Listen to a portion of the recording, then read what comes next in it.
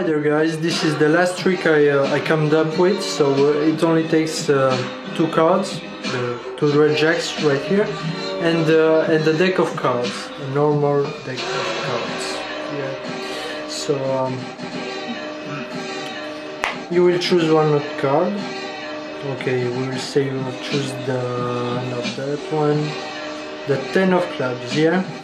So I'll turn the deck, cut it sometimes, some more cuts like that, and now we'll take the 2 red jacks, yeah, they're normal.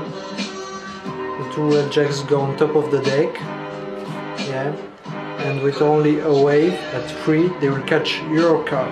1, 2, 3. You see your card. So, but wait, that's not your card, right? It was the 10 of clubs or something like that. But I have an idea. Look, the 1, if I take it and only snap, it disappears and it goes right in the middle of the deck. So now we should have a turned up card, and yeah, it's your card.